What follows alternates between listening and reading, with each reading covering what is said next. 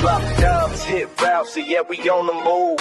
From the paint to the pocket, got nothing to prove. Precision in the pass, rhythm in the run.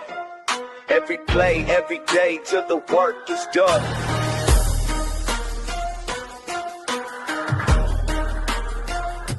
Yeah. Step on the field, I'm reading the D.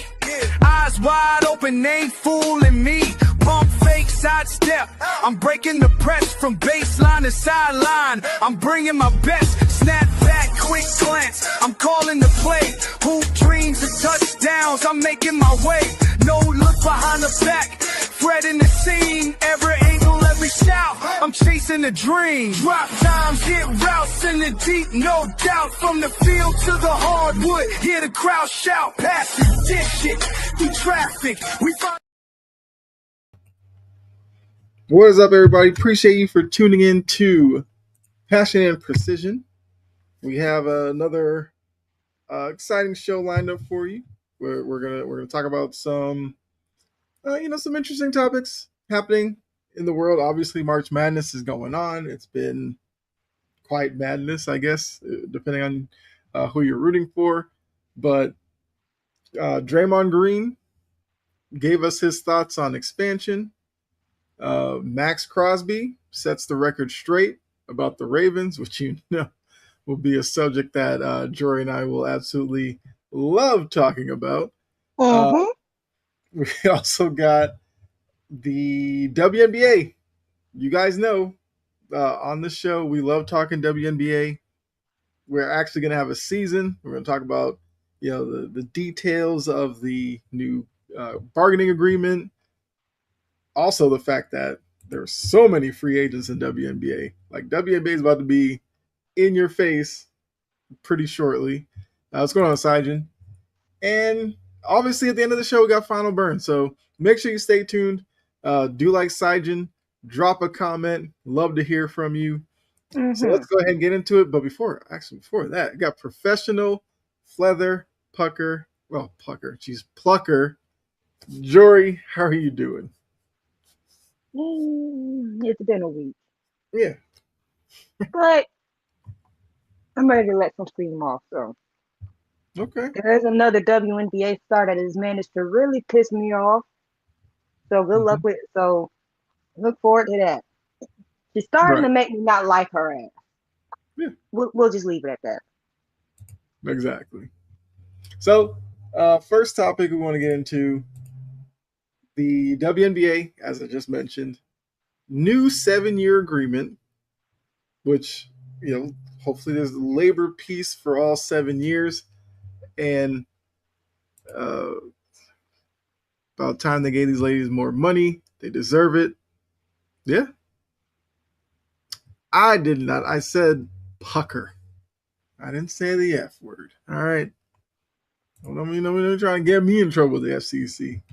But seriously, but like I just said, players are getting their money. So what we're looking at is a salary cap for 2026, $7 million. By the end of the 7 years, the expectations are that it will grow to over $10 million in salary cap. Maximum salary, 1.4 in 2026. Should grow to almost $2.5 million by the end of the deal. Average salary from $583,000 next season. Well, this coming season. The average salary in the end of the deal will be over $1 million. What's going on, Trajan? Appreciate it. Minimum salaries based on years of service. So $270,000 to $300,000. And projected to be about $340,000 to $380,000 by the end of the deal. Rookie scale contracts are adjusting upward. The number one overall pick for 2026 will make $500,000. It goes on and on, but there's even some other things in the deal that I feel like aren't being talked about a lot. League-wide charter air travel, which the players have been talking about that forever. Expanded the team staff requirements to now physicians, athletic trainers, strength and conditioning coaches, physical massage therapists, nutritionists. They're going to have salary cap exceptions for injured or pregnant players. Let's see, expanded first class travel accommodations, increases in team contributions to 401k accounts, life insurance benefits enhancements totaling more than $700,000 per player, and expanded mental health coverage amongst even more that's in the deal. So, with all of that, I know you would agree with Saijin and myself, like the ladies absolutely deserve this. You know, Neko Gumike, leader of the Players Association. I think Breonna Stewart is the vice president. Because remember, it was a couple weeks ago, there were some players saying that the deal that the league put forth, why not just take it? Let's get the season going. The players kind of held their ground and got a little bit more out of it. So, what were your thoughts when they announced this? We know that they're kind of coming up on a deadline for the 2026 season, but looking at this, is there not a reason to just think that the players got absolutely everything they probably wanted and all of this? Yep. I'm glad they actually stuck to their guns. I mean, if it hadn't happened and the season would have been affected, I would have been sad. But at the same time, these ladies need to get their money and they need to get treated better. Yep. Ain't no way they should be in they're professionals. They should not be in situations where random people can just harass them. Right. So, I love the direction. I do think it's going to skyrocket. And the league is still growing. So I do think at the end of the 7 years, it's going to be substantially in a better shape. Right. And revenue sharing is now tied to basically growth of the league. So, players and the league now have a legit kind of vesting interest in continuing the growth of the league. We know that the talent that's kind of coming through the pipeline through college will kind of keep the ball rolling as well. Obviously, Julia Watkins, even though she was hurt this year, but she's still going to be a big name going to the league. Lauren Betts, Azzi Fudd, Sarah Strong, Madison Booker. Like, there's so many big names that are coming down the line. Plus, they got expansion coming up with 2 more teams being added.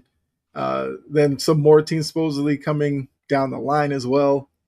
So, yeah, I think the league and the players obviously knew the momentum they had built up and didn't want to let that go. I know you started with, if part of the season had been missed or something like that, like you would have been not like mad or anything, but you would have been kind of disappointed in them. I think it was to the point where if they had missed like half a season, I felt like people would have been like, But if they had gone through like a real messy negotiation and missed the whole season, could have been real damaging.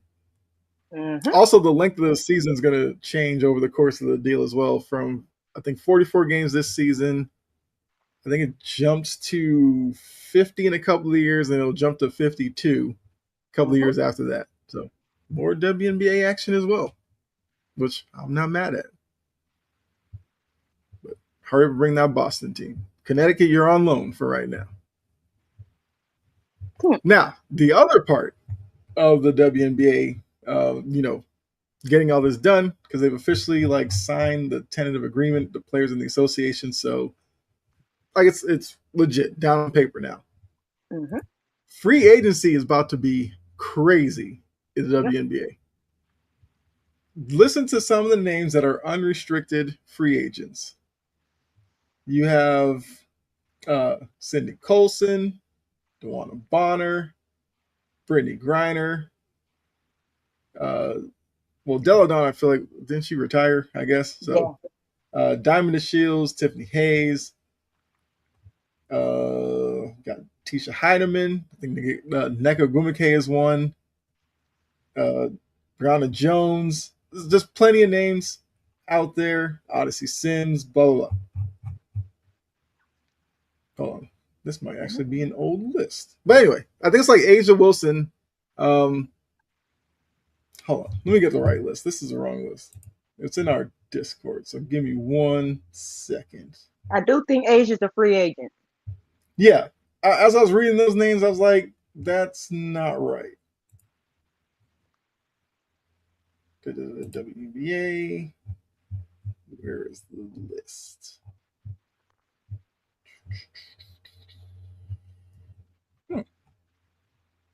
Hold on.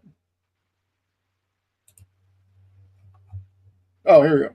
So, big name free agents: Asia Wilson, Brianna Stewart, Sabrina Ionescu, Kelsey Plum, Nafisa Collier, Jewel Lloyd, Kalia Copper, Arike Gunbawale, Jackie Young, Kelsey Mitchell, Sophie Cunningham, Emma Messiman, Gabby Williams, and Satu Sabali are the big names that are out there. And we now know what the Supermax will look like. Mm-hmm. There's some players in that list that probably might sign kind of revolutionary Supermax deals to kind of usher in the new era. I think Asia Wilson's an obvious one. Right. Who else from that do you think probably gets one? Brianna Stewart. I would agree with that. Do you think Sabrina gets one? Not for the Liberty. Ooh, okay. All right. If she gets one. Okay. I can see that. Kelsey Plum. I feel like she probably gets one. I think Collier is probably the second lock to an Asia Wilson to get Supermax. Yep. Agunba Wally's kind of interesting. No. I'm right there too, and I know a lot of people love Agunba Wally. There's something about her game that kind of annoys me. I just don't know what it is. Oh, Sidon with his weekly comment. Yes, okay. Still don't see a bird, cat, dog, or an aardvark. The animals get wilder and wilder. Okay, just whatever. We're working towards it. Jackie Young, multi-time champion. I don't think she's necessarily going to get a Supermax. Yeah, I think it's probably like Asia Wilson, Collier, Brianna Stewart. Those might be the three with possibly Kelsey Plum. Mm-hmm. I wonder, will we get some players who, because the NBA, you qualify for the Supermax, you almost kind of automatically get it, and I feel like there's some players who got one that just shouldn't get one. Mm-hmm. I wonder how often we'll probably see that in the WNBA, or will teams be a little bit more stern with who they actually give one to, and will we They'll get be a little bit more smart because they've always had to be a little bit more smart because of how the processes go. NBA teams can get away with being frivolous and reckless, so they're going to be smart with it. Yeah, I mean, with the salary cap, they do have to be smart with how they invest the money, because I think with the CBA as well, teams are now required 12 on the roster, and they get 2 spots for developmental players. Because we have seen the past couple of years where you're seeing first-round picks having to be cut because there was no room for them, which I thought was crazy. So hopefully we kind of get past that, because that's obviously not a good look for the league. So they need a whole 15-man roster. Maybe in the next CBA.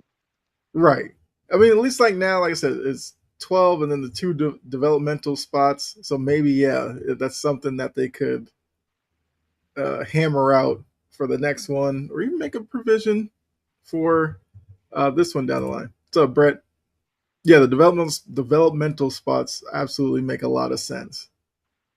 So, yeah, like I said, won't probably see first-round picks being released a couple of weeks after, even though we know the WNBA calendar, because you have the women's basketball tournament going on right now. Basically, once they crown a champion, the draft is like 4 days later. Mm-hmm. Then training camp's like 3 days after that. preseason's probably like 2 days after training camp starts, and then it's like the season starts a week after. So a lot's going to happen. Very tight window, but at least we have a season to look forward to. Absolutely. Let's see. So now let's go to our favorite podcaster, Draymond Green, who we just talked about the WNBA looking at their expansion. The NBA itself has expansion coming down the line. Vegas and Seattle, we already know. I guess once Seattle actually starts playing, I might have to bust on my Durant Sonics jersey. But Draymond Green doesn't think there's enough talent in the league to justify 2 more teams. And he elaborated on it. He says tanking kind of tells you that there's not enough talent in the league. I would kind of disagree with that, but hey, that's what he says. A third of the NBA teams are tanking. That means a third of the NBA absolutely sucks. So talent's a problem. Doesn't know from a talent and competitive standpoint that expansion is good for business. Then, like Draymond Green said, players like Cam Thomas, who mainly score but don't defend well, values at an all-time low in the league. Mind you, Draymond Green is a guy who solely makes his money defensively. I mean, it's kind of interesting that this is the person that's coming from. I will say Tracy McGrady has kind of said the same thing. Whatever. I love how this article put like Draymond Green scores a modest 8.6 points a game, averaging 5.7 rebounds and 5.2 assists. So do you agree with Draymond that there's a talent deficiency in the league that would only get worse with expanding 2 more teams? Hell no. Do I think there's a developmental deficiency? Yes. Right, yeah. Absolutely. There's a developmental deficiency. Just like how we say quarterbacks aren't being developed anymore in the NFL. Mm-hmm. They move off of these young players so quick. Mm-hmm. And some of these organizations just keep making bad decisions, Draymond, not fucking tanking. Excuse my language, but this dumbass idiot. The hell you mean there's not enough talent? And a third of the league is not fucking tanking. They just stink because they're poorly ran. Yeah. What are the Pelicans tanking for?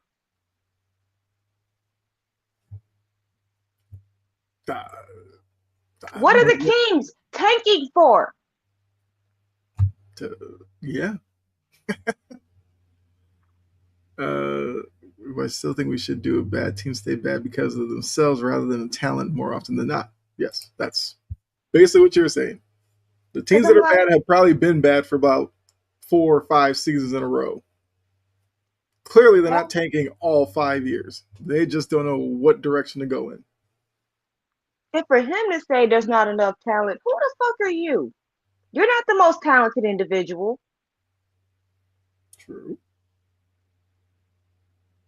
Other than being donkeys look-alike.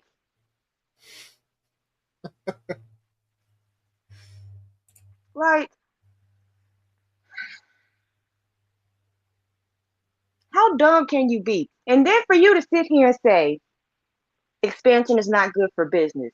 More teams equals more money, you dumbass. That you come on now. I mean, he's clearly coming at it from the point of view that all adding 2 teams will do is just add to the teams that are tanking. That's like his basic way of looking at it. You don't even know what they're going to turn out to be. Right, exactly. We don't know the ownership groups. We don't know any of that. We don't know their structures. But also, if you have 2 expanding teams, the way you kind of look at it is when they do, their expansion draft and everything. For the expanding teams, all you're basically looking to do is probably find some guys at the end of a bench who maybe are just being blocked by players ahead of them, and you're hoping that maybe you uncover a player or two. They're not trying to base their whole future on this expansion draft. They're trying to create a baseline, and then with the following draft, hopefully they can find their corner piece. And then at that point, it is on them, talent and developing, to create a winner. If they can't do that, then sure, they're going to be a losing team based off of the expansion. But they could also come in, have some great people running the organization. Maybe they hit the ground running and, become good for business, become a great story or something. It feels like Draymond Green is dooming it before it even happens, which I cannot stand when these players do that. Because we got on the players when they, killed the new All-Star game before they even played in it. Like, can we at least see the logos for the teams before we start saying it's going to be a disaster? Like, that's just crazy to me. And if you're Draymond, like, why would you not want? Because look, I feel like if Draymond wanted to be real, let's say Golden State still had Kuminga. Kuminga's a guy that everybody has looked at and said there's probably talent there, but Golden State is just doing him wrong. So if a guy like that gets plucked away in a draft, who's to say that if he was given, more of a role in Seattle or Vegas, we wouldn't see what he's kind of done in Atlanta now that he's gotten out of Golden State. He has like more of a place to succeed. He's put together some pretty good performances. That's where a lot of this will come down to. If they are really going to be tanking, if so, shouldn't the players be happy for an extra easy couple wins a year? That's also very true. So, yeah, I think Draymond's being like disingenuous here by crapping on it before we even get to see what the operation looks like. He sounds dumb. Siden's got a question. How are we feeling about teams that are tanking? If I paid to see a team, I would want a full refund, especially if I'm a season ticket holder. I mean, that's obviously the part of the tanking, looking at the fan experience where you do feel bad for the fans. I also would say, if the product on the court isn't great or whatever, if there's still like some fan experience to it, I'm not going to lie. I would go to a game to watch a terrible team if I knew I would go and at least have some fun. And, maybe the game I go to, maybe I see maybe a great opposing player coming in, and maybe I see a Bam go for 83 or a Luka go for 60 against my team. I mean, it would suck for your fandom, but you can at least be like, yo, I was in the building when so-and-so happened. So to be honest, I honestly wouldn't care. As long as the ticket prices weren't like crazy for a tanking team, like that's a whole other thing. That'd just be like ownership just not reading the room. But it is what it is, because like George said, not every losing team is treated the same. I get that. I also, but I'm speaking of the long haul. Well, yeah, I mean, nobody wants to see a annual, 20-win team. As a fan, you at some point want to see some type of progress. Mm-hmm. So I definitely get where you're coming from, Saijin. I mean, I guess, Jory, how would you? I guess we'll make it more personal. LeBron leaves. You have Luka. The team struggles to put a team around Luka, and they're like a 30-win team for a 4 or 5 year stretch. How would that make you feel as a Laker fan? That's impossible because they have Luka. Well, I'm just saying, like, Luka's out there, one man band, and Laker fans are just like, why can't Rob or whoever get guys to actually play with Luka? And then like Luka becomes frustrated. Like, how would you, as a Lakers fan, deal with that? I give him 2 seasons max. Okay.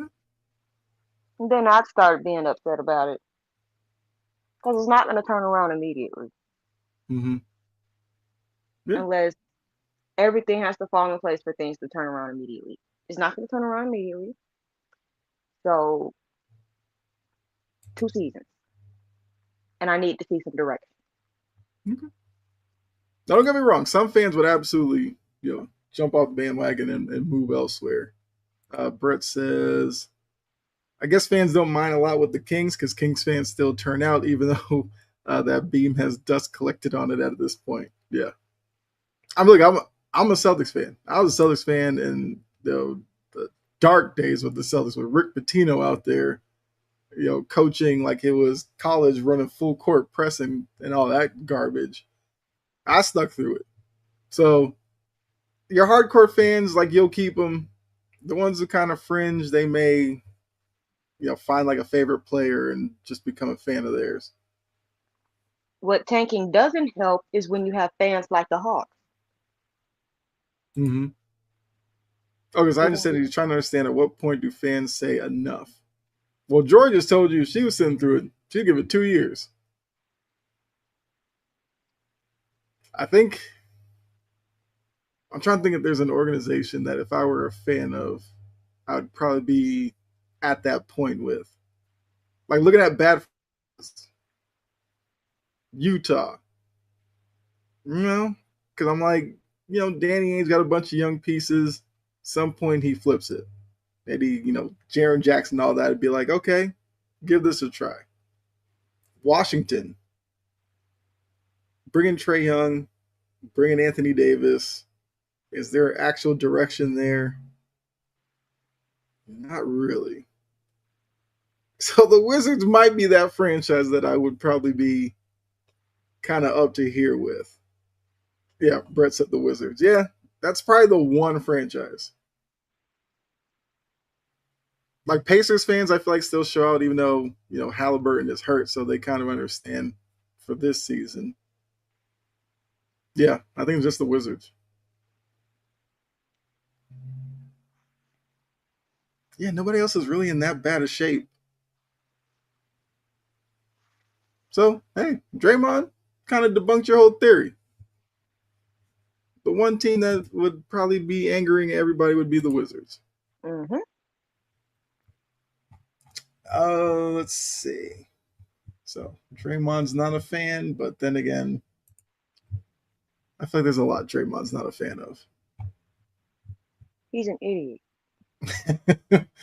Let's move to the NFL. Replacement refs might be a thing again.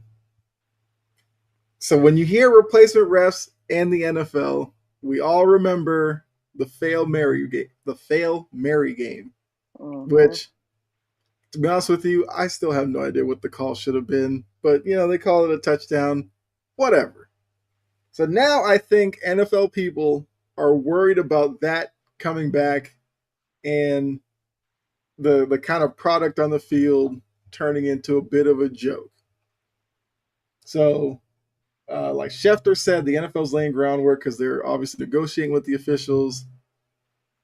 That's right. The Packers were involved in that game. The Packers, Seahawks, I believe. So the league has obviously made provisions that if they can't work out a deal, replacement officials, interception was the right call. When I was watching it live, that's kind of what I thought it was. So, who said something? Oh, Pat McAfee. Oh, okay. Chase Daniel. This is the National Football League. We can't be doing replacement refs again. Pat McAfee. Nope. We can't be doing replacement high school refs in the NFL again. He also said, time to start the retired player pipeline for the good of football. So, if replacement refs are coming back, should they maybe reach out to retired players and see who would like to become a ref for a season, hopefully? Yes. Would you be okay with that? Yes, because they know the rules. Mm-hmm. And give them a handbook. Like, Give the rest of Max. Don't need the replacement refs again. get your alcohol ready. Because you're going to need it. If we Right. got to go into a season with replacement referees, get your alcohol ready and get ready to get screwed. Yeah, Just saying. get Phillip Rivers back out there. Let him ref. I would Absolutely be not. interested to see if they did open it up to retired players. Like who would be interested in doing it? That Pat might be McAfee does because he suggested it. right. I'm assuming, yeah, Pat McAfee, Chase Daniel, go out there and get the movement started. Simon said hashtag Golden Tate. Okay. Or the people who like to argue with the refs. Go ahead. Yeah, put Richard Sherman out there. Hmm. Oh, there we go. Get Cam Newton out there. Could Talk you about some imagine? screwed up games. Could you imagine Cam what he would do to that ref uniform just to stand out? Because you got to stand out. Yeah. I mean, look, if that's where we're headed, like, why not do it? Or I don't know how it would work. Could you get like recently retired, college refs or something? But a lot of those college guys kind of ref until they're old as ever. So I don't know if I want to see that either. Hell no, Guardy 3. Hell no, Brett. Yeah. So when a big play happens, and we check on Stephen A. He's playing. What was he playing? Solitaire in the NBA Finals game or whatever he was doing. Like that's what we're gonna run into. Skip. Yeah, let's skip ref Cowboys games. That'd be hilarious. Put Shady out there. Put I turn Acho. my TV clean the hell off. Acho will love those moments when he turns that microphone on and he can address everybody. He'd have the most Off, long-winded explanations. off. You go. Okay. I mean, it's one of those things that I guess NFL fans always fear that we could go back to that. But hopefully with all this outrage that something gets done with the officials and we don't have to necessarily experience that. And not like the everyday officials don't make mistakes, because we've seen that through the season. Like there were calls that a lot of people were upset about, the likely one and all that kind of stuff. But They do shit on purpose. Excuse my language. But mhm, they see what they see and then they try to see what they don't see. right, And then when they see something and call it wrong, it's oops, and they don't get held accountable for it. mm-hmm.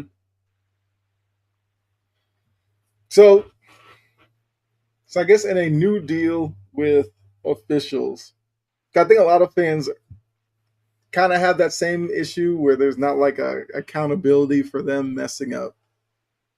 Like, how do they fix that? Like, do they, have like the head official after the game in like a mini press conference to be grilled about stuff? Do they, like, I don't know. I don't know how they necessarily fix accountability amongst the officials. What if they took a page out of baseball's book and had a Okay. report card system for these damn refs? I don't think they do. Because isn't that how they decide who works the crew at the Super Bowl and in the playoffs and everything like that? Well, they need to put more weight into that shit and start Okay. cutting people Yeah. I and can putting only people on imagine Steven probation. getting on that mic to announce a penalty. Okay. So hopefully, we don't get the worst of it.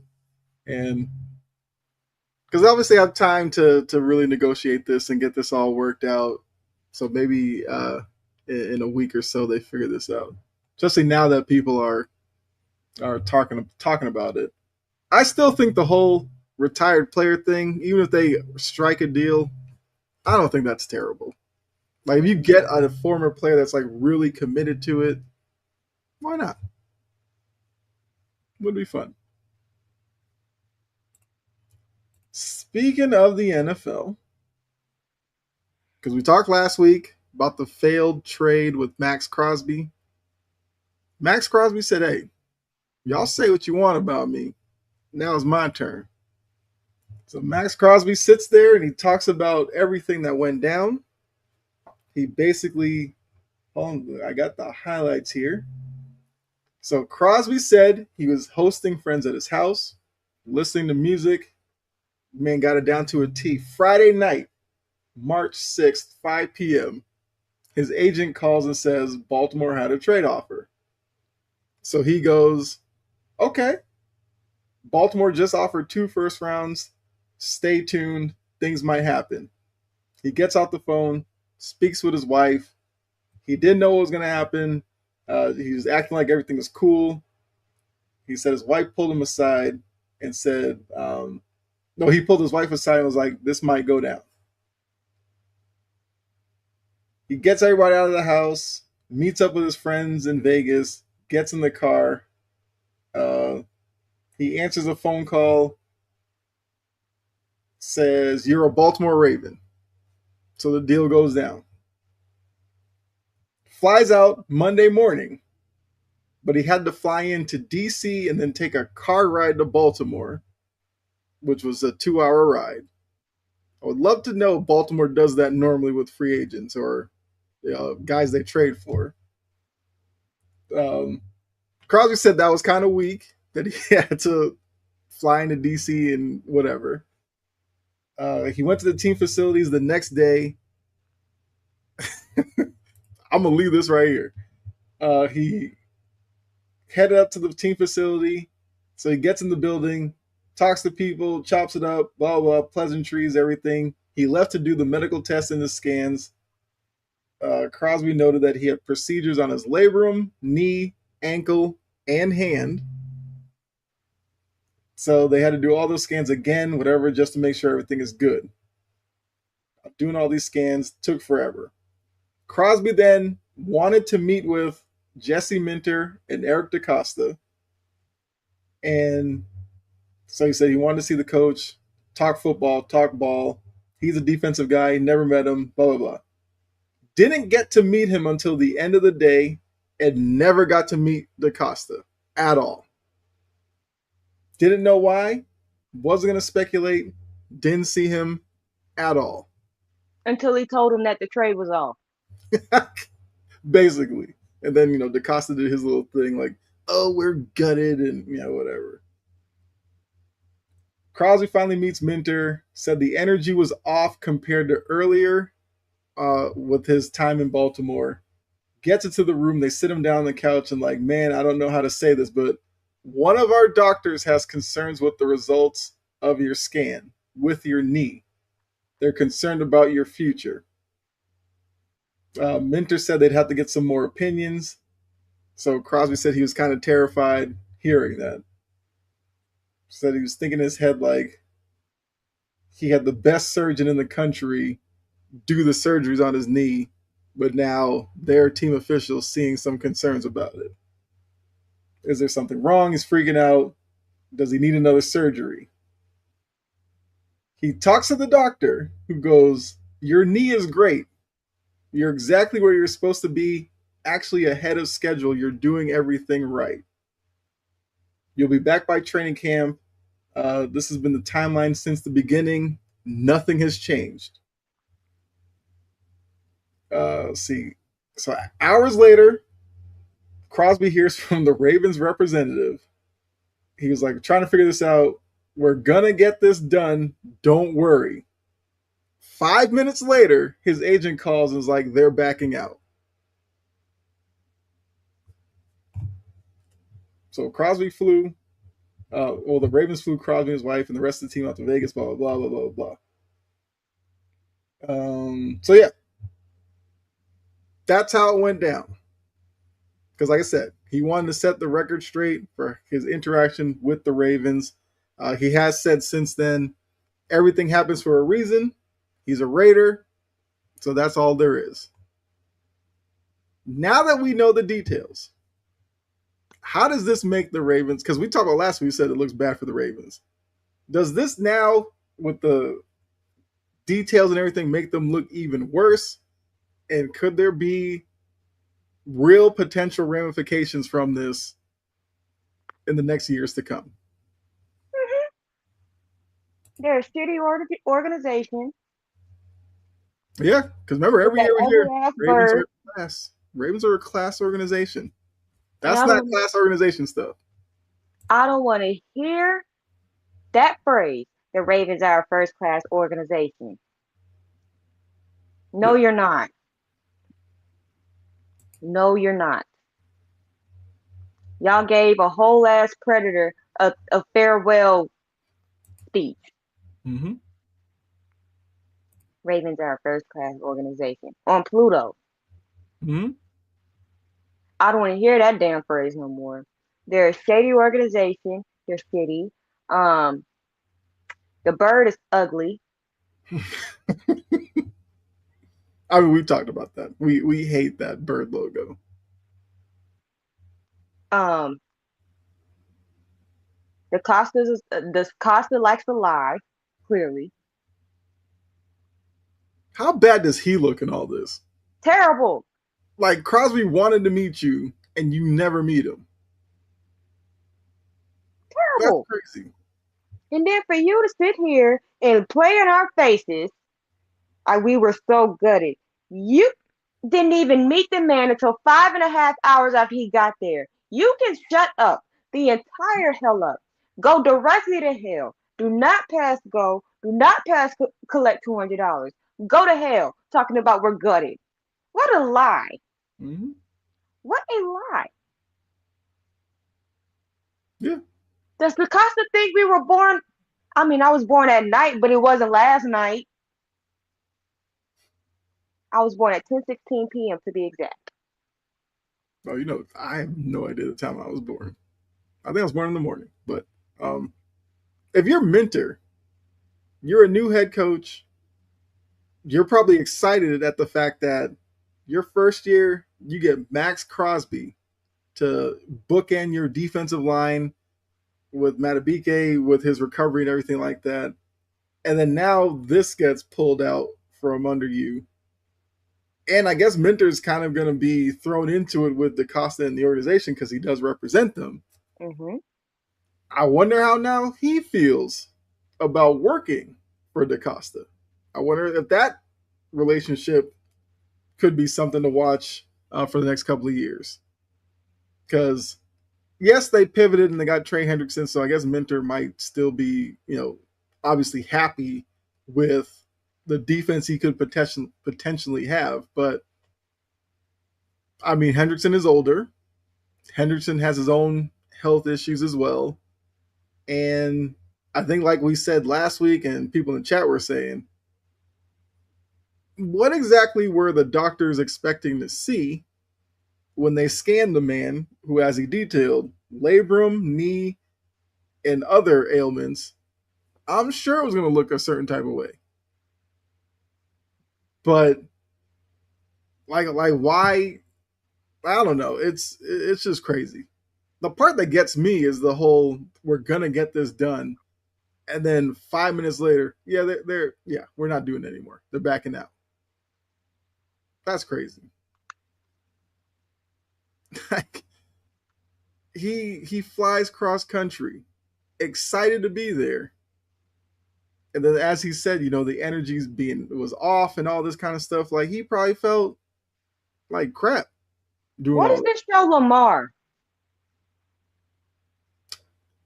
I mean, I guess we haven't. Have we really heard from Lamar since all this? No, not really. He renegotiated his contract. Yeah, which I wonder if Lamar had done that maybe a little bit earlier in the process, would they have lost all the guys that they lost? That's something to ask. I guess Ravens fans would have to ask that of their leader. I don't They know. want to act like we don't know what they were doing. You wanted Crosby, and then you started seeing all the players you had to let walk get Crosby, and then you pivoted towards Hendrick. You saw Hendrickson market plummet, so you pivoted towards him, Hmm. and you backed out of a deal that you had a word. Now your word doesn't mean shit. Which, but then DaCosta did tell us the plan, the master plan was Crosby and Hendrickson. They weren't going to be able to afford both. So that's a bullshit ass lie that he definitely spewed out to try to save face. Yeah. That's lie number 3 at least. But then even this comment from Brett. So they have questions about his knee. Did they ever consult the surgeon to ask him, this is what we're seeing, the timeline, everything like that? Like, what is he progressing correctly? Like, all that. Did they ever talk to the surgeon? Because as Crosby said, the surgeon's telling him, like, you're ahead of schedule. You're basically, this is what your knee would look like. So I don't, it's almost like the surgeon's like, he's probably thinking, are they trying to say, like, I didn't do a good job and that his knee looks jacked up? Like, what are they Mm-hmm. talking about? But yeah, I don't know what they're expecting to see. Like, he's not Wolverine. Of course, it's going to look a little messy in there because he's still rehabbing. And what does that show other players who might have wanted to come to Baltimore? That if something happens, you're going to renege on your contract and try to avoid some stuff? Was the muscle falling off the bone like pulled pork or something? Yeah. Who's the Ravens doctor that didn't like what he saw? Let's hear from that guy. Like let's hear him and see if he's is a valid voice to listen to.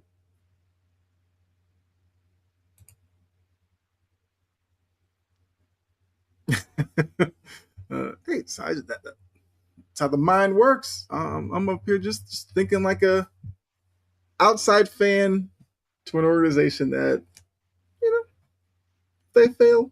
I don't lose any sleep over. I'm But not, but I just hate the fact that my running back is stuck playing for such an organization. But he chose that shit. yeah, He definitely 100% chose that shit. And he gonna find a new team in a couple years. hmm they got that doctor from Family Guy, Doctor Nick from The Simpsons. One of them, He Lamar would did have absolutely restructure. restructured to make it work. He did. Hmm. And then they turned around and used it on a 31-year-old who just had hip surgery in December. Do they realize how stupid that they sound? Right. So I guess Hendrickson hip looks a lot better than Crosby's knee. Sure. Mm. I mean, look, good on Maxx Crosby to get it out there because like if he didn't do this, we'd all just be sitting here like, man, what are the Raiders getting? Is he damaged goods? Is he out here trying to fake it? Like, and I think Sajin put in the comments like Raiders have actually had a interesting offseason to where now throwing Maxx Crosby back into it, which if he stays there, we'll see. But um, yeah, they could have a. I mean, I don't know what a good season is for a Raiders organization, but they could have an improved season. We'll say throwing Win more than two Max back games. in with what they've done. The only thing that would have made it better is if we had Ravens Raiders this season. Oh, I'd have paid money to see that. Hmm.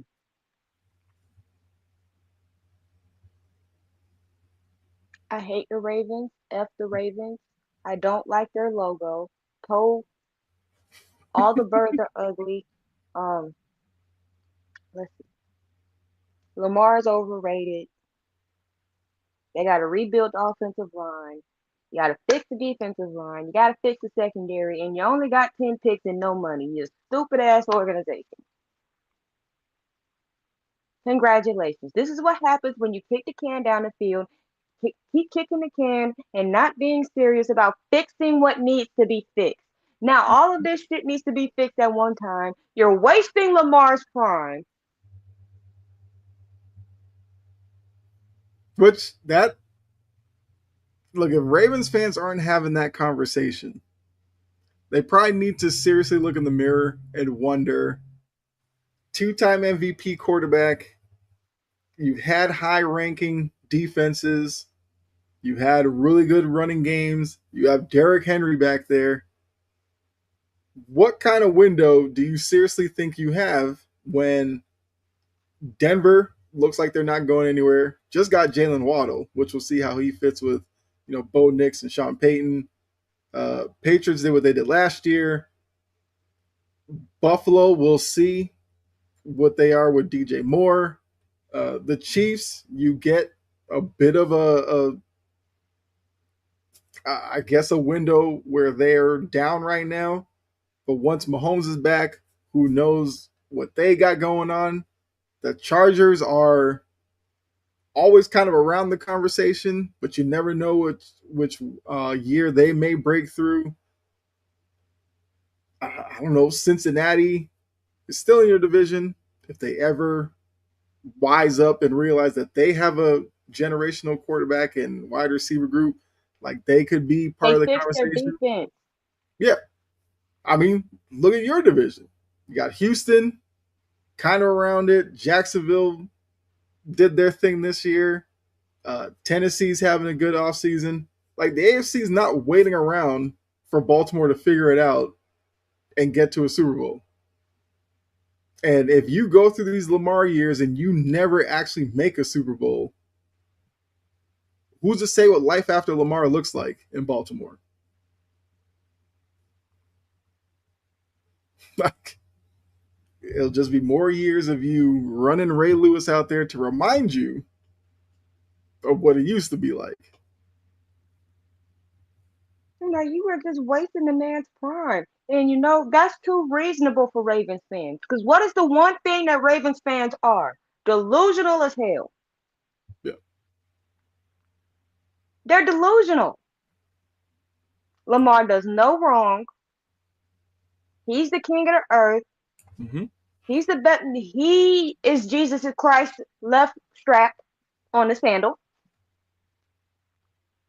He drank from the same goddamn thing that Jesus turned water to wine from. He walked on water. Mm-hmm. Lamar Jackson is the best thing since sliced bread. Or maybe the potato chip. Or whoever figured out how to make cheese. They did something there. Right, yeah.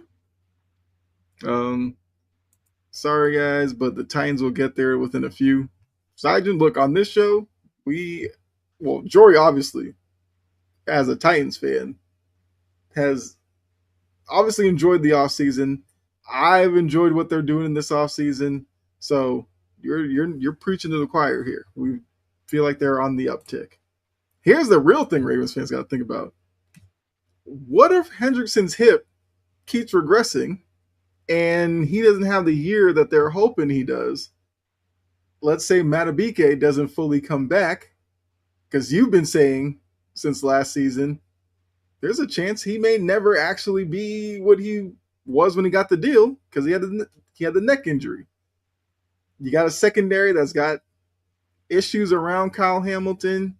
Like, if Hendrickson is not Hendrickson, and if that defense is not elite again, we know the issues offensively, especially on the line. It could be another rough season in Baltimore. Because Pittsburgh, as much as I may dog Aaron Rodgers, if Aaron Rodgers goes back to Pittsburgh, I feel like they're probably the favorites in that division. Mm-hmm. If Cincinnati has a strong draft, probably on the defensive side of the ball and with their O-line, the question's there. Like, I don't know. Like, all those years they got close, and Lamar or Mark Andrews with the drop, Lamar with the fumble and the interception, this and that. the Taylor Swift conspiracy. That All is that may hilarious. may just Like they be, really blamed Taylor Swift was hilarious. I'm like, I saw that man post that paragraph about the NFL rigged it because they want to see Taylor Swift. I'm like, are you kidding me? and that was after they bought in to the conspiracy that Baltimore was going to the Super Bowl because the logo color for the Super Bowl, um, What's yeah, the Super purple? Bowl logo had purple in it, so they bought into that conspiracy. But then they lose, and it was the whole Taylor Swift conspiracy. It's like you got to pick one and stick with it. Side says, "Do we think Rodgers will finish with a bang?" No.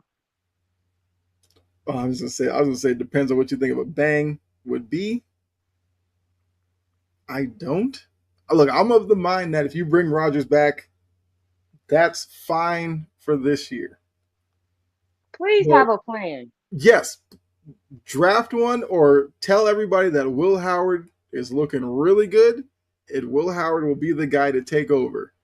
Because the last thing Pittsburgh needs to do is put all their eggs into Aaron Rodgers for this year and hope maybe they can push another year out of him. He retires at the end of the year, and now they're scrambling to either draft somebody and hope that the right guy falls to them, or Will Howard gets thrown out there, looks terrible, and then what?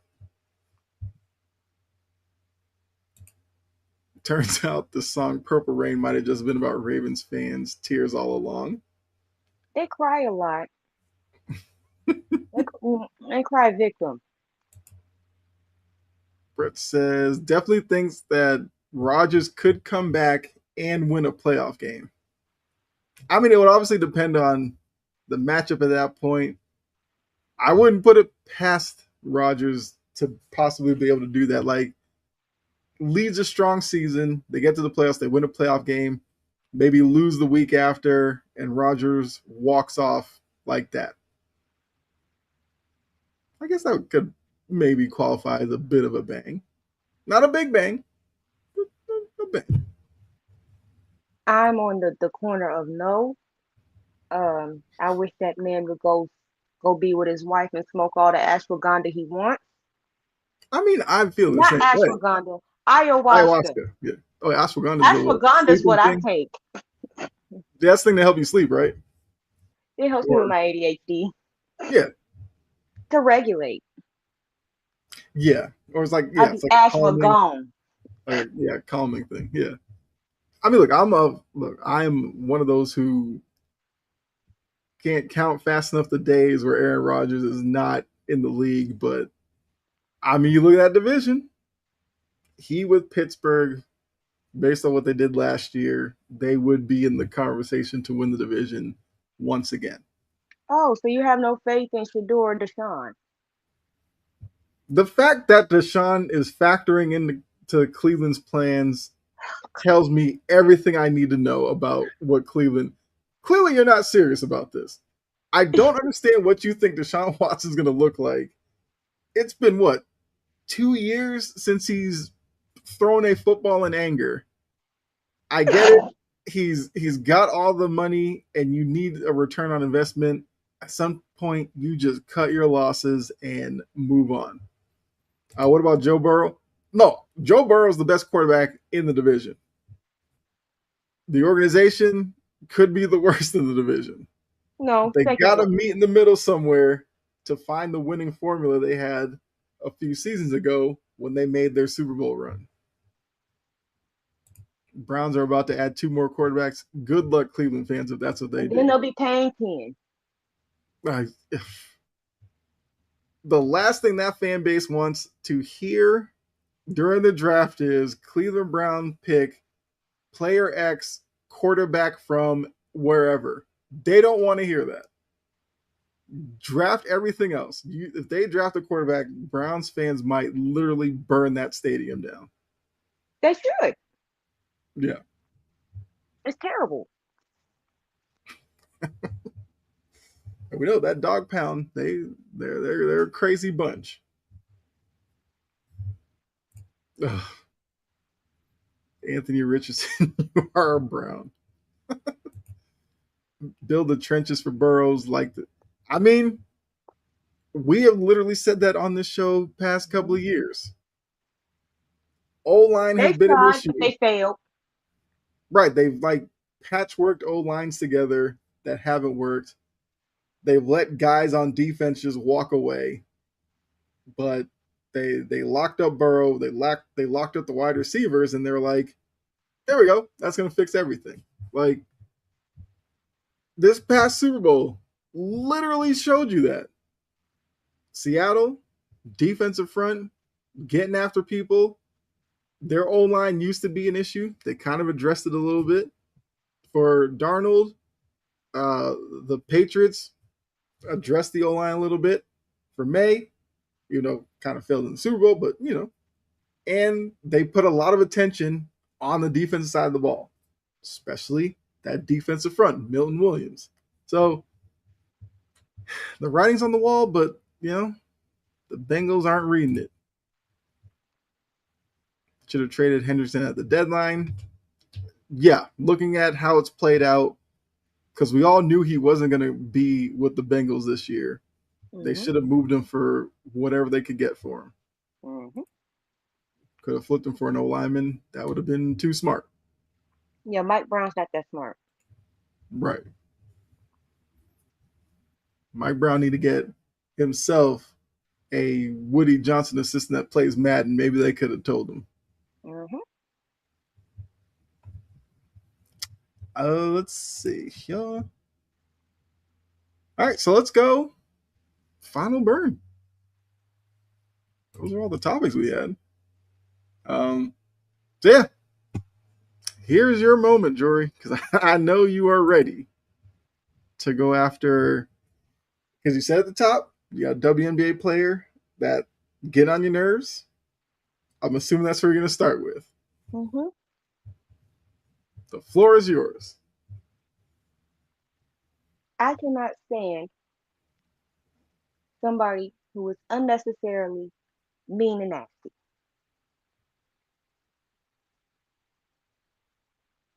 I cannot stand a brat. Mm-hmm. I cannot stand somebody with a nasty spirit. I don't like mean girls. I think all of them need their asses kicked. Mm-hmm. I don't know what I guess his delusional symptoms decided to wear off. Yeah, funny they're winning games, and now he's like, being a role player isn't that bad. Motherfucker, you were always a role player. Come on now. I don't get. How did it take this long? Why did you really think that you were the focal point of the offense? Who the fuck are you? He probably spends too much time on 2K. He uses himself, probably drops like 40, 50 a game and goes, LA, y'all missing out. But in reality, he's been a role player. Always has been since he's been drafted. Didn't know why he thought this year would be any different. When you have Luka on the team. The focal point of the offense. Yeah, in college or in high school. And how long ago was that? Long head.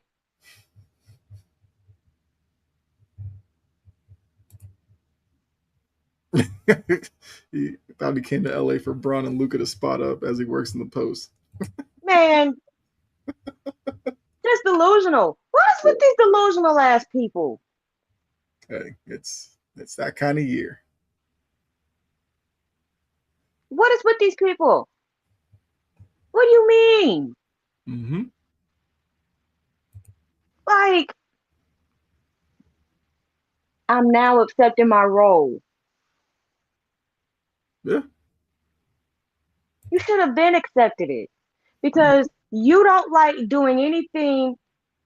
You can barely do something. You can barely do a little push point layup. That is his go-to, and he's not even good at it. That's crazy. You brick those. You don't dunk when it's right there because you're soft. You don't like being physical, and you think that offense is supposed to be tailored towards your long ass. You big for no reason. And you look like you finna cry on the court. Man, get him out. But I Get also out. want to see, because like I said, they're winning right now, so it's very easy for him to say that. Yes. If a couple of losses come down the line, does he just go back to the way he was before, or is this he's turned the leaf over, and now this is the mentality going into each game? He starts that crap again, I'll fly out to LA my damn self and cuss him out. No, because 14 of them 10 of them baby hooks are going on the other side of the rim without touching shit. Aiden is look, he's an interesting guy. Like when you watch the Lakers games and you kind of just focus on him, interesting. He pisses me off. Interesting is the best way you could put it. He has me flabbergasted. What's up, Pavel? Flabbergasted. Mm-hmm. Astonished. Confuddled. Confused. Distraught. Doncic was dominant. Yeah, Doncic dropped 60. Which, I mean, Luka could do 60 in his sleep. Like, it's, that's just the kind of player he is. He has me distraught. Distressed. Yeah. I wonder if Aiden of a fit. Look, I hope Aiden's one of those big men that we don't look at when their career's over and just go, maybe you took it a little bit more seriously. You could have been better. Like, I hope he don't get on a microphone and start talking when he done. No team's giving him a microphone to talk into. But I'm like, I know Akeem Olajuwon is still doing work with big men.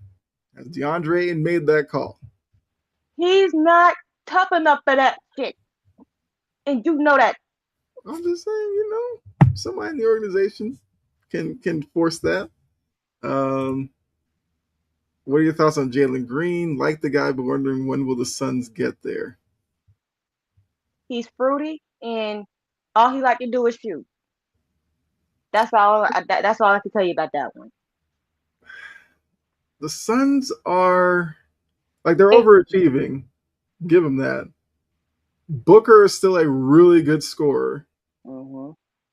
I think Jalen Green could be a functional piece of a team around Booker. There's just other parts of the team that I just they're not going to do a lot this year, even if they make it out of the play-in and make the playoffs. I mean, I don't know, because Jalen Green was what was his issues in Houston? He would drop 30 one night and then be low efficiency the next 2-3 nights. Then he'd give you a highlight dunk or something. But then he would just take way too many perimeter shots. He's still a guy that I don't know what his finished product is necessarily, but I don't know. Maybe Phoenix is a spot where he realizes something. I don't know. I don't know. I don't think he's a winning player currently, but he's athletic. That should kind of get you somewhere. But at a certain point, you have to build off of that. Yes, Sergeant, he's fruity. Did you not see the video that leaked a couple of years ago? I forgot about that video. Hard to really explain that one. Yeah, I forgot all about that video. That was back when people were talking even more about it, and then that video came out.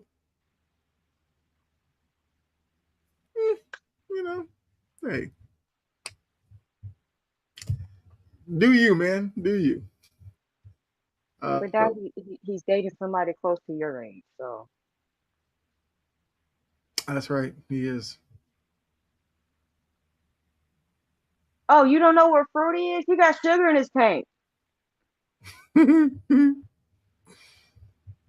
was sweet. Which obviously, I guess, with the girlfriend and everything, trying to that don't mean nothing. I'm saying trying to push a lot of that in his past. But Pavel said thoughts on possible expansion. We are both excited for it, and uh, especially for me, bring back Seattle, keep the Sonic branding, don't change a thing about it.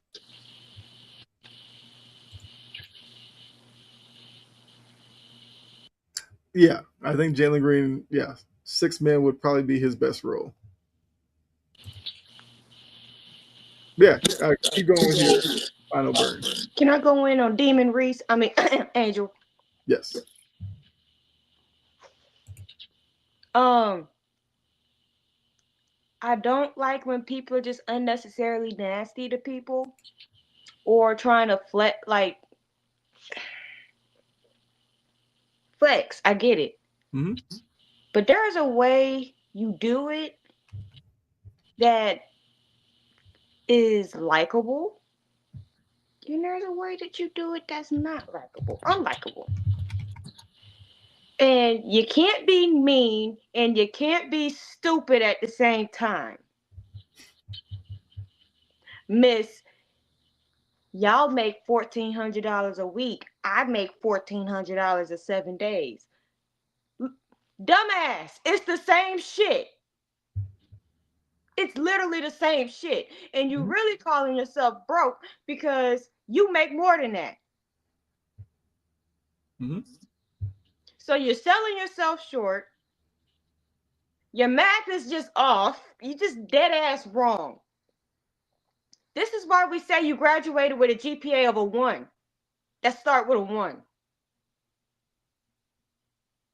You wasn't the rumor that her GPA was kind of low at LSU? She didn't graduate. Yeah.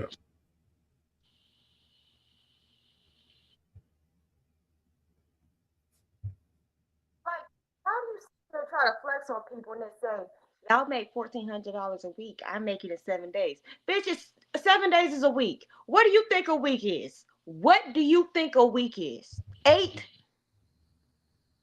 Would have been a good follow up. What do you think a week is?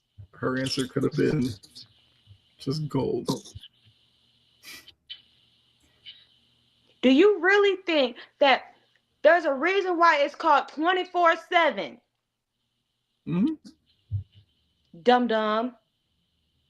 And when you start being all petty and nasty towards people for no fucking reason, you lose a lot of sympathy points with me. Am I going to condone the racism against her? No, but I Right. see why people don't like her. She's nasty. She has a nasty spirit. Mm-hmm. She need her ass whooped. Quite frankly. Like, you don't sit here, like, if you would have said something like that to me, I really would have just said so. I would have just tried to knock her cleaning her shit. Because, one, you stupid as fuck. And I don't like stupidity. Mm-hmm. How are you going to sit here and try to flex? And you make yourself sound like you didn't graduate elementary school.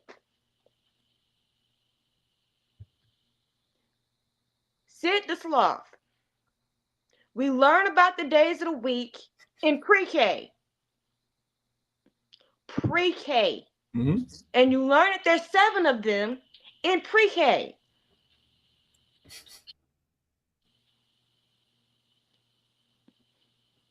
This is the same airhead that said therapy don't help black people. Because her stupid, she never sat in a damn chair. Yeah. It's not good for black celebrities. So what are they supposed to do? Just sit here and just go through this shit alone? That's why suicide rates are high. Mm-hmm. You bird brain bitch. Shut the fuck up.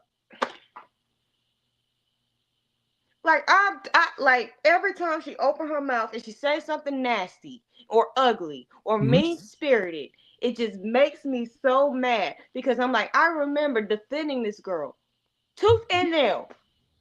Yeah. And then once you started showing that personality, I'm like, you need your ass whooped. And this is what happens when parents just enable bad behavior. Because the mammy just the same way. Just saying. Mm-hmm. This is what happens when you enable bad behavior. I am so glad my mother did not enable bad behavior. Right. Yeah. I mean, look, I do look. I agree with you. You know, a lot of the people who have said absolutely unnecessary things about her, all that's wrong. But she has kind of let us into parts of her personality that do have her come across as kind of unlikable. I wonder how much of this was in response to some of the stuff that was, said about her constantly, the constant Caitlyn Angel comparisons, all that nonsense, which I swear we better move past that, but I know we're not going to. I mean, they're playing Team USA right now, and we're even seeing it a little bit there. The constant stories about just the two of them, but yeah, like no no WNBA fan wants to sit there and see a star athlete, I guess, in the sport might not be a good person, and trying to act like they're better than people and all that. Like that's off-putting. So, mm-hmm. Somebody needs to get to her to like curb that. But who do you rely on? It's not mama because she the same way. Mm-hmm. It ain't going to any. It's not going to be anybody immediately around her because there's a whole bunch of yes people and people who don't tell her that she need to hear. Shaq included. Yeah. Yeah. This girl carry herself like this. A perfect world, you would think Shaq would be that person that clearly has influence or has her ear that could be like, might want to lighten up a little bit. But, mm-hmm. If you want to clock T, go read a book. Clock that. Clock that. Go read a dictionary. Go read basic facts that we all need to know as human beings. Like there's 7 days in a week. Crazy thing might be if she ever won a WNBA title. Like that could set this to an even higher level because at that point she'd be a champion. She's already a champion. Well, I mean, college, yes. But I'm saying like if she wins a WNBA title, like if she does it where she's a super max player, she leads Chicago to a title or something like that, you may see an even different version of maybe even more polarizing version of her. I'm starting not to like her. Mm-hmm.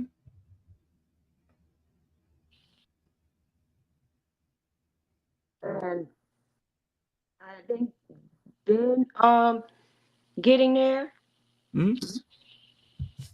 But you the loudest, most stupidest one out there. But you got a podcast spewing nothing but nonsensical bullshit. Yeah.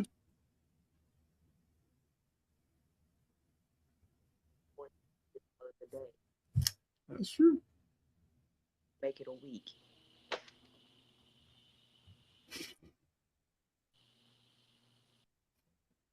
Which I mean, look, because you talk about how she like has a podcast and everything like that. I'm not gonna lie. The more clips I see, like Aaliyah Boston with Candace Parker, I find her to be very likable.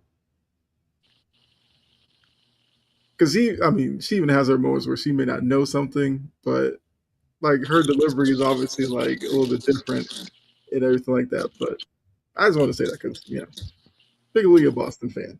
But yeah, I mean, I guess it's easy right now because Like nothing's necessarily being taken away from Angel. Like she still has the popularity.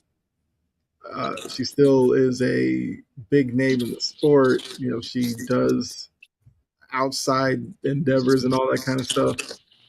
Maybe as some of those doors maybe close up for her, maybe she realizes it. I don't know. It's gonna take people not wanting to be around her. Well, that's what I'm saying. Like if some of those outside doors, that are open and have allowed her into other spaces, if they start shutting off to her, then maybe she will reflect a little bit more on how she comes across.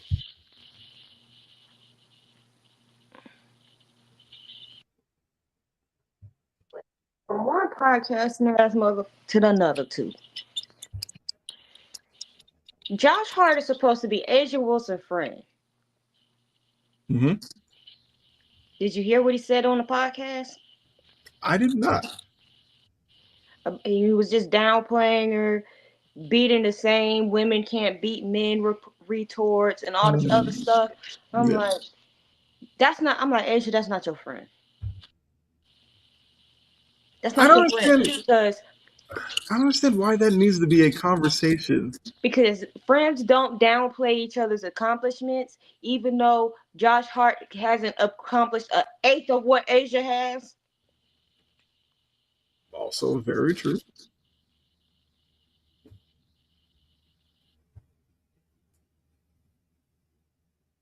Yeah, I just don't understand the conversation. Like, And Jalen Brunson was right for standing up for her because I'm like, you just saying that shit to try to piss her off. mm-hmm. I'm like, what friend do that? Mm-hmm.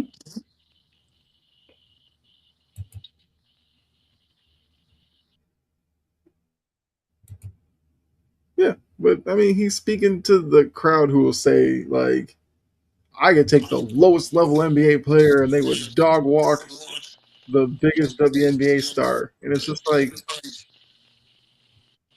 okay, cool. But who cares? And I can make the argument Asia Wilson, on a day, you put her in a gym with Josh Hart, she could beat him too.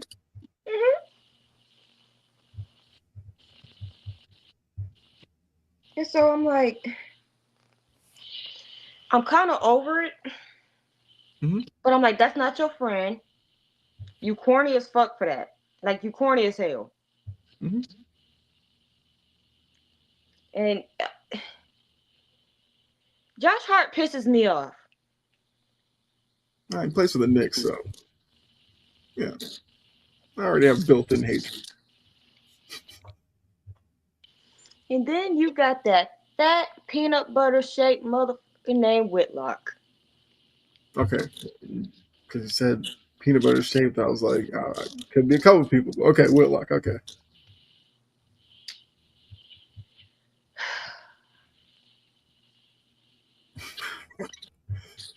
Look, you already know. I can't stand Whitlock anyway, so. Cam, you shouldn't have interviewed that man.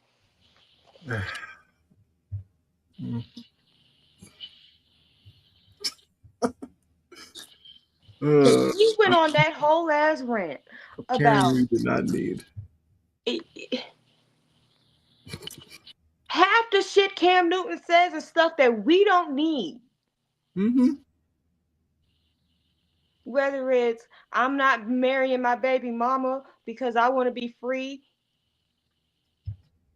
Well, stop getting in relationships then.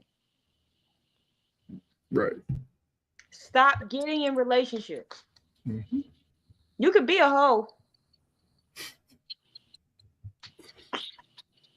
Mm-hmm. And single.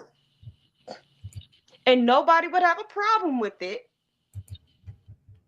because you're single. Mm-hmm. You can go lay all the trees you want.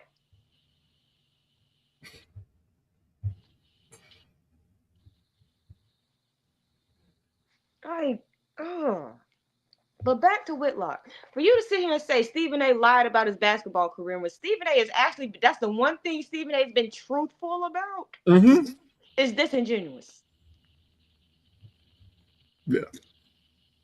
Flat out not true. And then you went on this stupid ass rant about a whole bunch of other stuff about Stephen A. That's not true. Both of y'all are some sellout ass coons, so it take one and no one. Um, But at least but at least Stephen A's on ESPN, where Whitlock it's on is. YouTube. Yeah. So clearly, there's jealousy there. I'm trying to figure out who else pissed me off today because The it was a Speakeasy lot. crew. Hmm. The Speakeasy crew. What did? Oh yeah, the last crew that need to be saying shit about credibility. When you got two people that sound like they got two brain cells fighting for third damn place.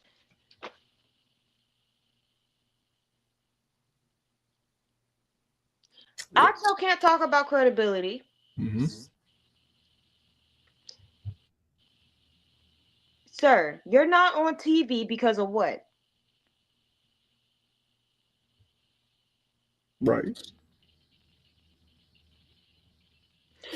And even when you were on TV, you did nothing but pronounce your words properly and just spew nothingness and counter and alternative points,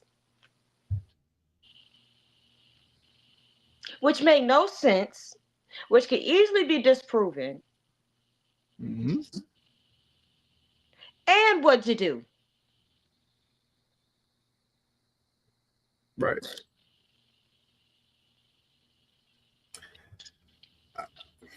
The only reason why you got that job at Speak, when Speak was a thing, is because you were clapping Joy Taylor's cheeks. That's the only reason why you got that job.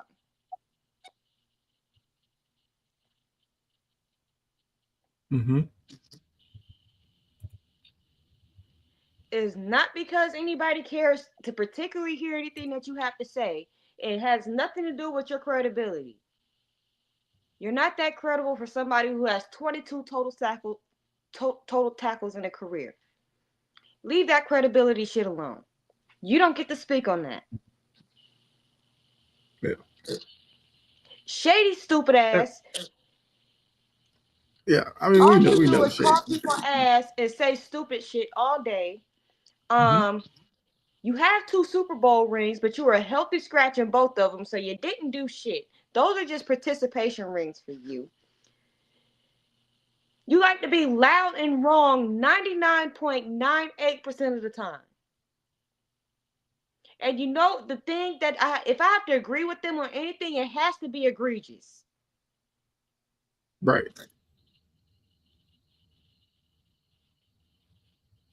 You two dumb nuts are the last two that need to be talking about credibility. Yeah. You're about as credible as somebody with a 400 credit score.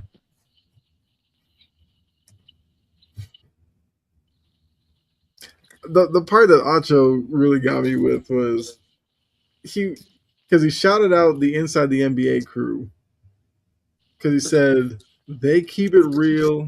They don't care who they offend. They don't even watch basketball half the time.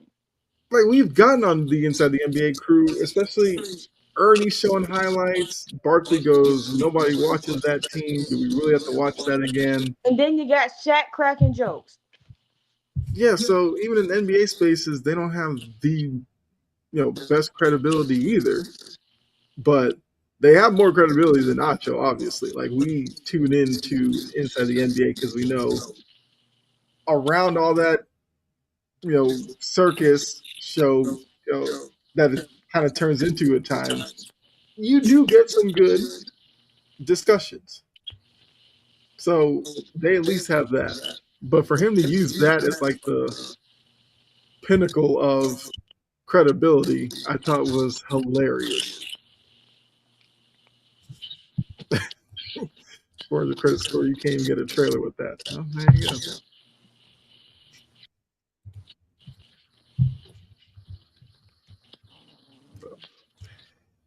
If we're talking about credible, like Y'all just be spewing shit. Y'all love to talk about AJ. He got sick and tired of y'all shit. He told y'all to stop Mm-hmm. in the comments. Yeah. And now that I know that he's cool with that show, I know for a fact that he wants to get out of there. Okay.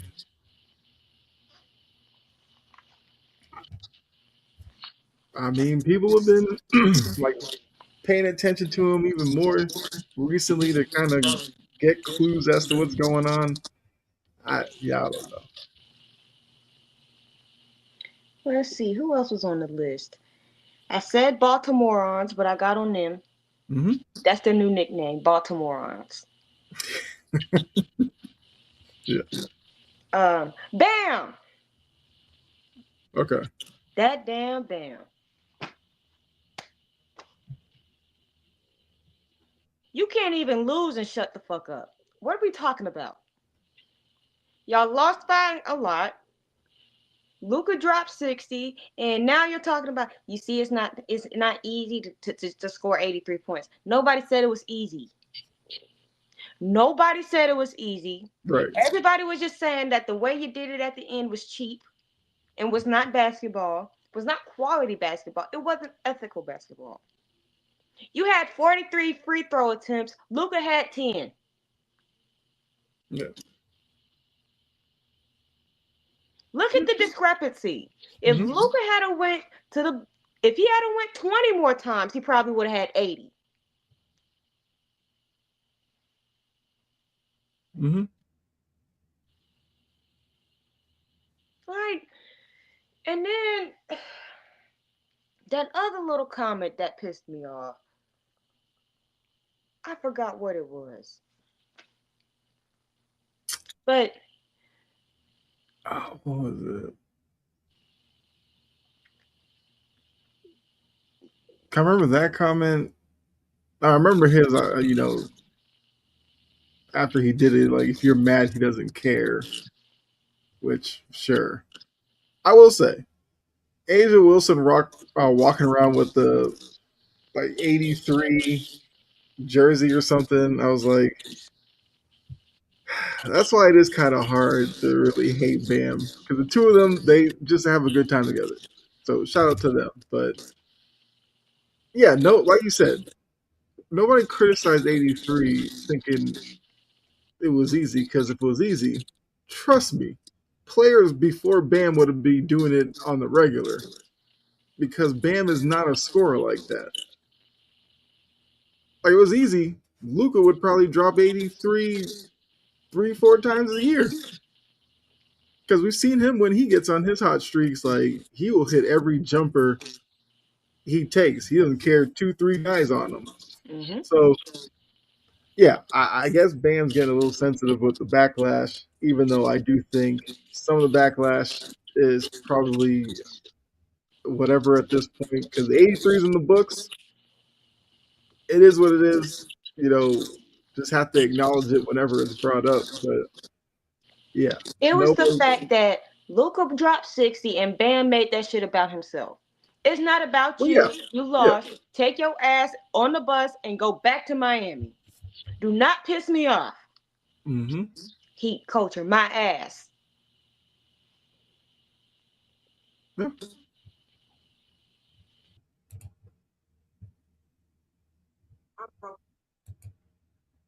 Hmm? Answering Sajin's questions. I'm broke it. Yeah. Yeah. I mean, I agree. Bam, you should have just let it go. Especially in a loss. Like, no one wants to hear about you already, going back to the 83-point game. Okay, so what did you do against the Lakers to help win that game? Focus on that. Maybe he thinks we're already forgetting the 83. He just wanted to remind us real quick. Come on.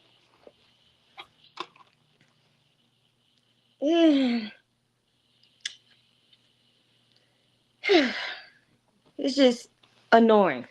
Yeah. Hold on. Want to say hi? Hi, Bella.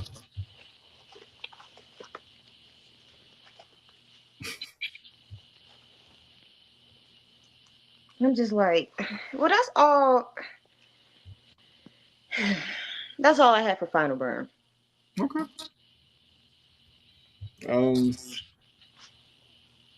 Yeah, I didn't really have one. I knew you were gonna go in on the Speakeasy crew, which that probably would have been mine. So, Cause I'm like, yeah, I just saw the video and I was like, Acho, don't do this. Like, you're the last person most people want to hear from anyway, and to now sit here and act like you're the most credible person in the world.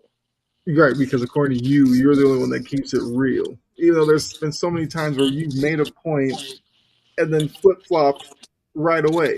So how real are you then? I'm known for keeping it real. No, you're known for pronouncing your words correctly and being loud and fucking wrong. Yeah. Yeah. And for smashing joy. That's what you're known for. Yes. He needs to be a little bit honest with himself. I'm tired of these people being delusional. Right. No, I agree. Yeah, I mean, look, that was Final Burn. Yeah, I feel like I might have had one about the tournament, but no, not really. Oh, Sajin, I said broketh. I'm broke. Oh, yeah, that's what was question. There you go. But I mean, look, I appreciate everybody in the chat. Definitely a fun episode. You guys know we love when you all are active and throwing questions at us, enjoying the conversation. I guess, Jory, anything you want to add before we get out of here? Let them know what you're working on.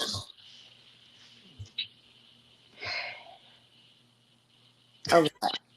Okay. I got a lot going on, so that's the things in the works. I just got to record. You'll hear from me soon. Just, yeah, you'll hear an announcement, and then I'll start posting again. Okay. So, yeah, if you are in the Discord, obviously you'll kind of be caught up with everything there. The show, we have a blog. We've got some stuff up there as well. I've been kind of recording stuff and putting it up there. So you can check that out. Jory's free agency tracker up there. I gotta update it. Yeah, but I mean, look, it's still impressive the state it is on the blog. But go check the blog, follow the blog, so when we do upload things over there as well, you can definitely check it out. Love that. But I guess for that, another show in the books. Once again, appreciate everybody. Check out the other shows on the network. Make sure you're back here next week for another episode. For myself, Jory, Bella made a late appearance. We are out of here. See you next week. Enjoy your weekend. All right. Bye.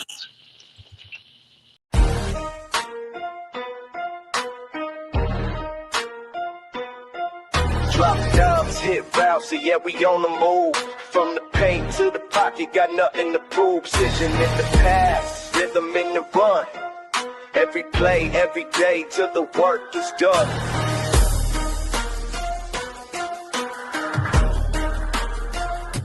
Yeah. Step on the field, I'm reading the D.